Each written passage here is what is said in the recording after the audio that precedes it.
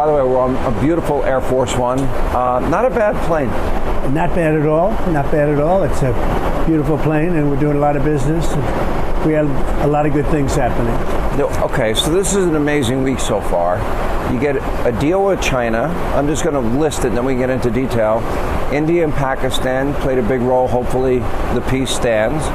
You slash prescription drug prices. Most favored nation, the American people, will get first dibs in terms of prices. The last American hostage has been released. We're on this trip to Saudi Arabia, Qatar. There's not much going on in your life, is there? Well, I've been busy, but I've enjoyed it because we're getting things accomplished. We're getting things done. You know, you can have times when you're working very hard and not getting things done. That happens too. But we're getting a lot done. I don't think there's ever been a little period like this with the potential nuclear war. And two countries, they have very good leaders, people I know very well. And, you know, it was a very important process. We got involved with India and Pakistan. You got involved early. Can you give us a little insight what happened behind the scenes? How were you able? Well, I didn't like what was happening. And you hear, you know, they're two very strongly nuclear countries, very, very powerful amount of nuclear too, serious stuff. And if that ever started, boy, that's the beginning of something that could be really bad. Even a minimal, you could have millions of people killed. And with one shot, two shots. And I just thought it was something we could get involved in. And I did a good job, Marco did a good job, and JD did a good job. We sort of were a team, and we, I think, convinced them to let's have peace and let's go and make trade deals. If we can make trade deals, we like that much better than nuclear weapons. And that was a great thing. And we did a good job with the Houthis. Stopped with the shooting of the ships. They like shooting ships down. Is that a done deal? Because there's been conflicting reports that some of their leaders are saying, oh, that's not true. Well, it is with respect to America. Now, you know, you can't always count on somebody necessarily telling the truth, but their surrogates were very strong, very powerful, very good relationship with them. You know, they're tough fighters. They can take a lot of punishment, but with respect to America, they say it's true. So we'll see. You'll know. You'll be the first to know, won't you? I follow the news closely. I read everything. I think the biggest surprise from this weekend, it was a week ago Friday, where I saw that China announced, quote, if the president is serious, we will be willing to negotiate with him. And Scott Bessent, your Treasury Secretary, met with their representatives in Geneva on Saturday. On Monday, you're announcing a trade, well, actually on Sunday, you announced a deal with China. Yeah. How did that happen that quickly? Well, they met on Saturday and Sunday, and they had a deal pretty much from the beginning. It was the concept of a deal. And, you know, one of the things that, as you know, it's sort of a 90-day deal as we negotiate other aspects. But one of the things I think that could be most exciting for us and also for China is that we're trying to open up China. Because, as you know, many years ago we opened up the USA. Now it's time for China to open up, and that's part of our deal. And we're going to open up China. To me, that's the most exciting part. But, yeah, we made a deal. The relationship is very good. I've always had a good relationship with President Xi. It was interrupted because of COVID, obviously. But outside of that, I've always had a great relationship, a lot of respect for him. And we'll see how that all works out. But we have the confines of a very, very strong deal with China. But the most exciting part of the deal, it was mentioned, but we don't talk about it yet. That's the opening up of China to U.S. business. And that would be like opening up a whole new world, and I think it would be even better for China. So I think we'll be able to make that deal, I hope. At any point, do you foresee yourself dealing directly with President Xi on the final details of this deal? Yeah, I could see that. I mean, I'm not sure that it'll be necessary, but that happened with the UK. We were close to a deal, but we needed 1 point or 2 points on pork and ethanol, okay, two very different subjects. And I called up the Prime Minister, who's an excellent man, Keir, excellent man, and within about 3 minutes it was over. We made the deal. It was a good deal for everybody. And we have a lot of deals now. We have a lot of trade deals that I'd say virtually everybody wants to make a deal. When I first saw you, and thank you for letting us cover this and report on this from Air Force One. When I first saw you, I think you were excited about the China deal, but prescription drugs, which has been very, very painful for a lot of Americans.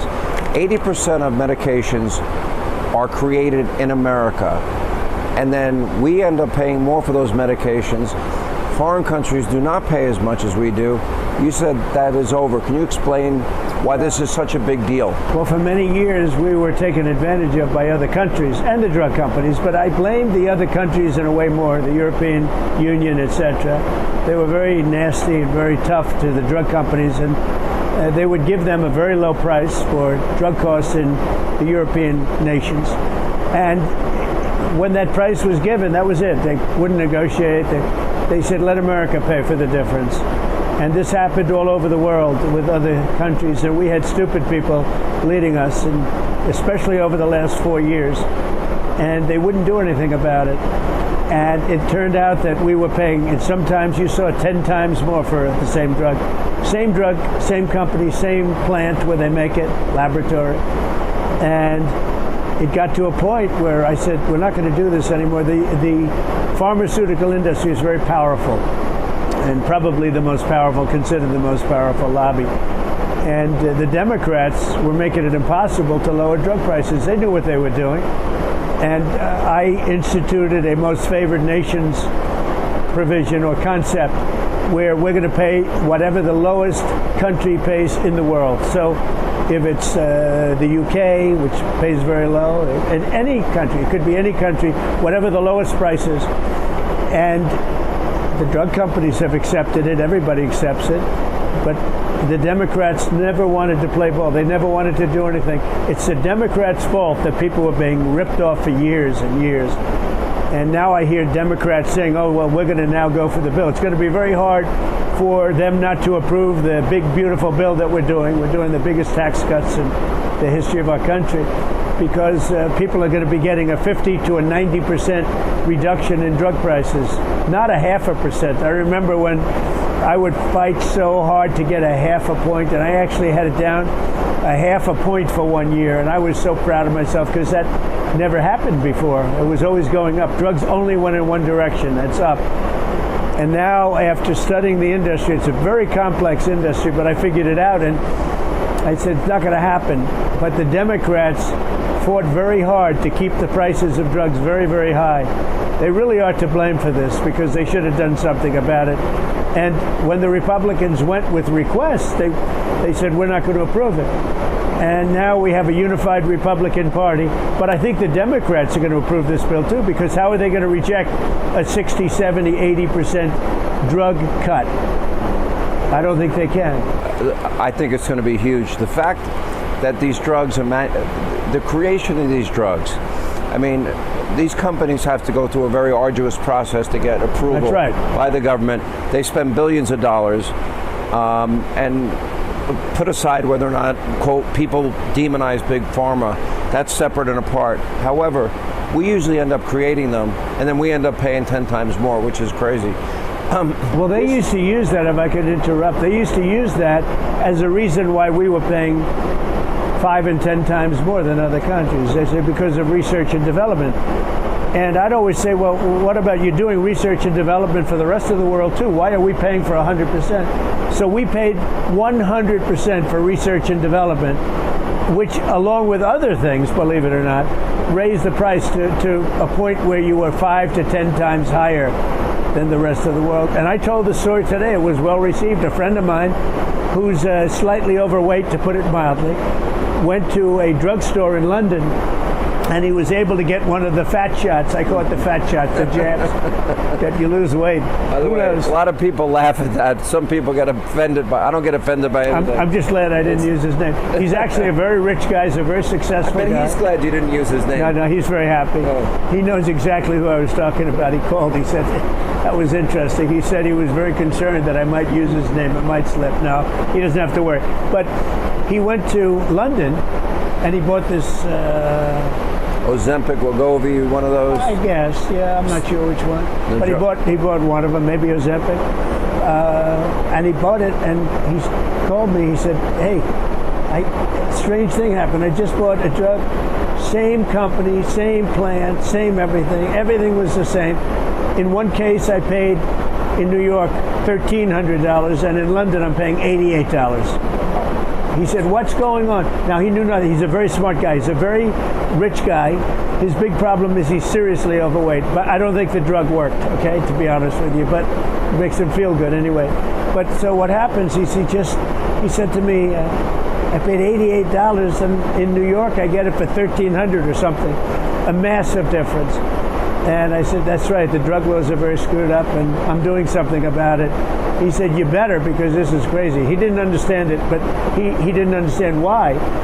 And now he understands why, because he watched our news conference this morning, holding his breath, right? But he watched his news conference. But think of it. So he goes to London, and a lot of people go shopping in nearby or even far away countries, and they'll go away once a month or once a week or something. If it's a nearby country, they'll go right across the border and they'll buy the same drug for 1/10 the price as we pay in the United States. And a part of it is the power of the drug companies, which is a very big power. But I think a bigger part is the ruthlessness of other nations to screw the United States of America. And the European Union would be the top because they represent a lot of countries, and they're brutal, according to the drug companies telling me this, they're brutal in negotiations. They say, this is what we're going to pay. We're not going to pay any more. And if you need more, you get it from America. And so they get a low price, so we get a high price. And I ended it. And this has been going on for many years, but nobody realized that you could do. I think I figured out the system. Very complex chain of events take place, and I ended it. And I have to say, the drug companies were great. They were great. They said, look, it's time.